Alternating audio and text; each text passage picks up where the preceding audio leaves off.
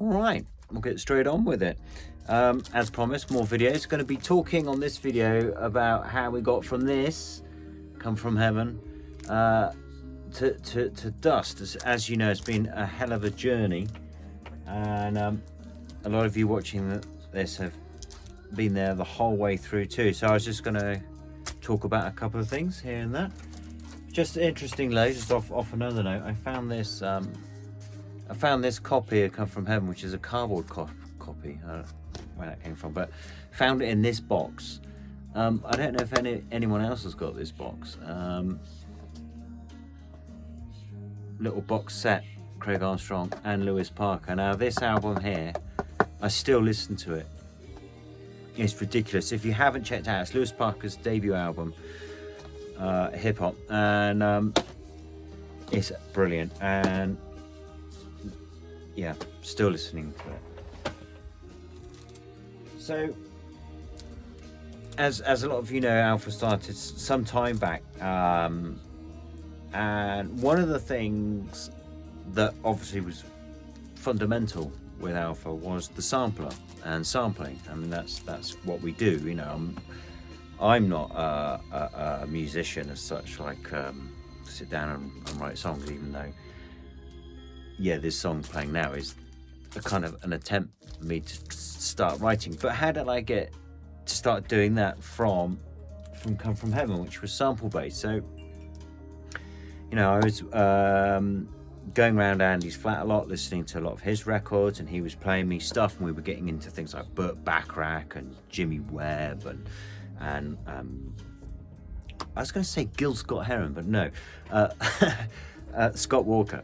And we were sampling away, and you'd end up with a sample. In fact, the sampler we were using was the 950, which is I don't think I can tilt my camera down, but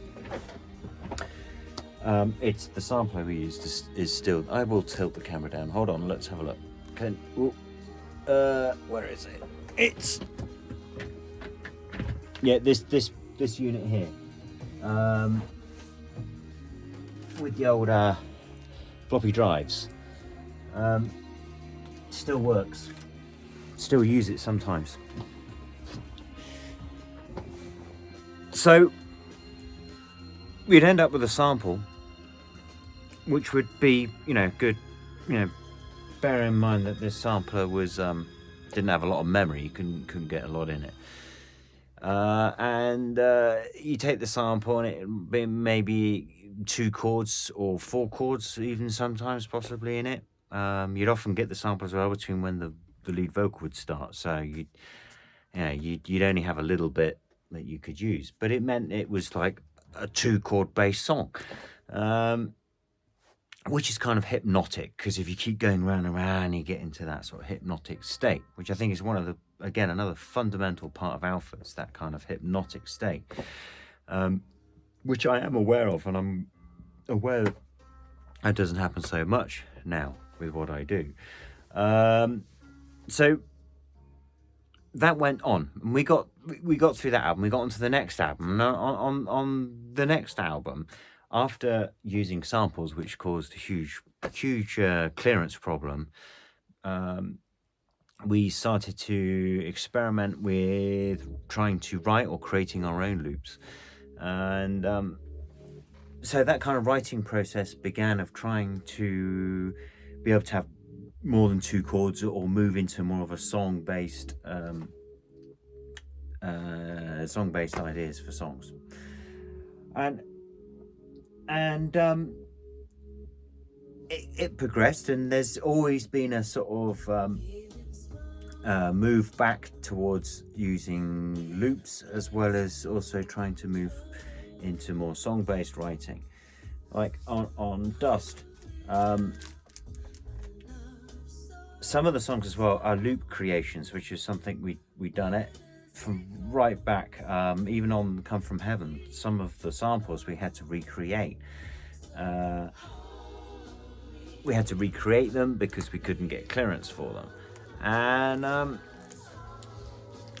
we went, oh yeah, of course you could just like come up and, you know, create our own loops, which we did, and we still are. Some of the tunes on here, I'm trying to remember which tunes on here are loops that I created, and like my slow them down and loop them up, and then create the songs based on that.